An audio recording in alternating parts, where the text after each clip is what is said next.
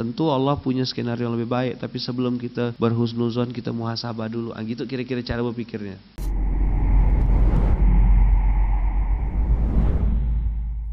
Alhamdulillah Rabbil Alamin. Abang kakak, ayah bunda yang baik, yang rahmati Allah. Kita masuk di juz 1.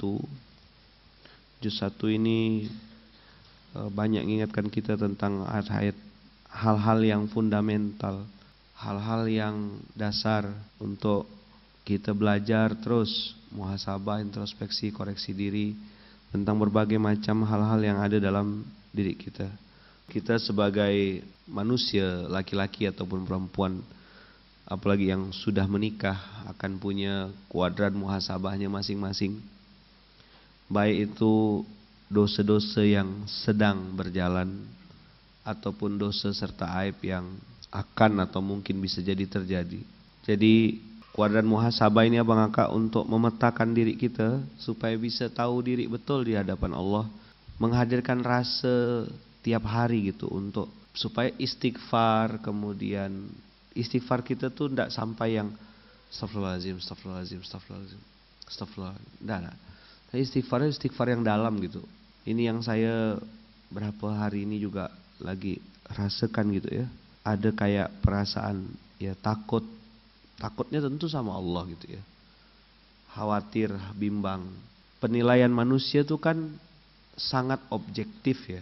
Manusia bisa dengan mudah salah menilai. Manusia juga cepat sekali terkagum-kagum hanya karena mungkin sesuatu yang dia baru tahunya sedikit. Tapi Allah Subhanahu wa Ta'ala yang paling tahu tentang diri kita. Hari ini saya pengen menekankan rasa takut itu ke kita semuanya. Takut dalam hal ini nih, takut kepada Allah yang paling tahu tentang kita nih. Kadang-kadang bisa jadi dua sisi gitu. Sisi-sisi kecil kita, ya, sisi-sisi tidak nampak kita. Ini yang kita renung-renungkan, kita muhasabah, kita introspeksi, minta sama Allah. Currency atau mata uang yang bisa diterima oleh Allah di langit dan itu cepat sekali, itu adalah currency muhasabah, istighfar, salat taubat dan seterusnya.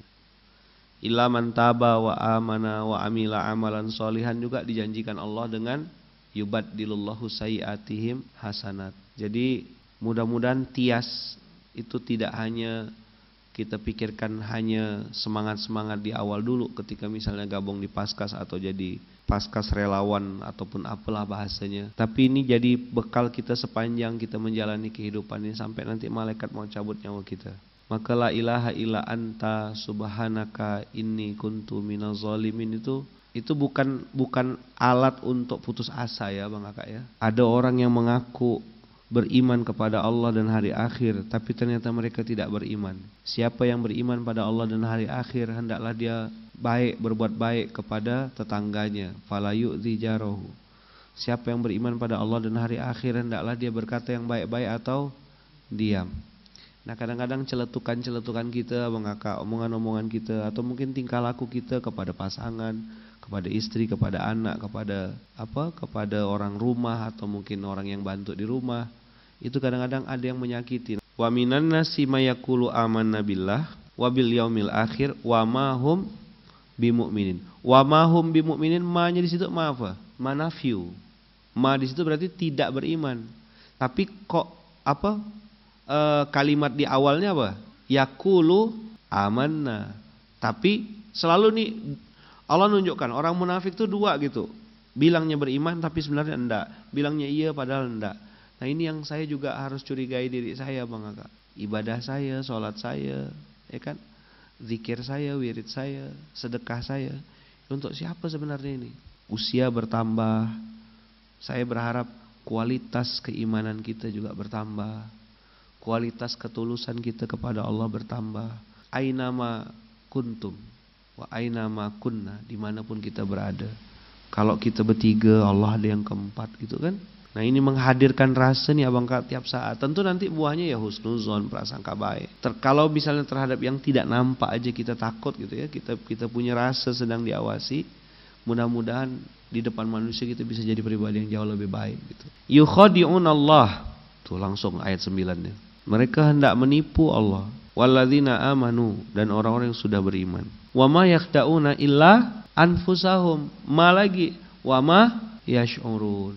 Tadi ma yu'minun wa ma hum bimu'minin.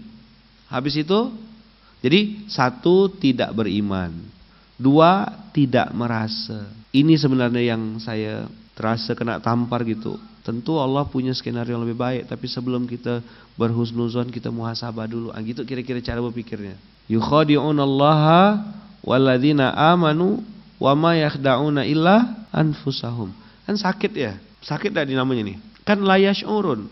Karena mata kita hanya fokus mandang orang lain. Nah, ibadah kita tuh abang kakak harus masuk lagi lebih dalam kepada ibadah hati gitu. Sampai kita ngerasa dan harus curiga berkali-kali sama diri sendiri. Saya pernah tanya sama tuan guru gitu, gimana orang ini benar keimanannya?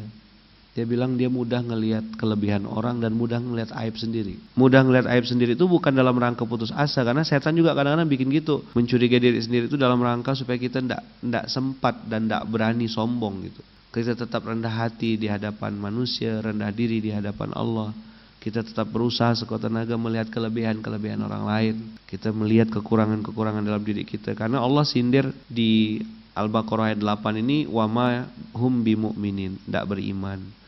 Wa ma yash'urun, tidak ngerasa. Kita lihat ayat 10-nya. Fi qulubihim maradun fazadahumullahu marada walahum adzabun alimun bima kanu yakzibun. Jadi fabi ayyi ala'i rabbikuma tukadziban yang 31 kali disebutkan Allah di surah Ar-Rahman itu tersangkanya kita Bang Kakak. Ada yang bilang tadaburnya katanya 31 kali itu artinya 31 hari. Berarti hari ini bohong, besok bohong lagi, besok bohong lagi, besok bohong lagi. Nah, ini yang kita sedang paksa diri kita untuk mengoreksi.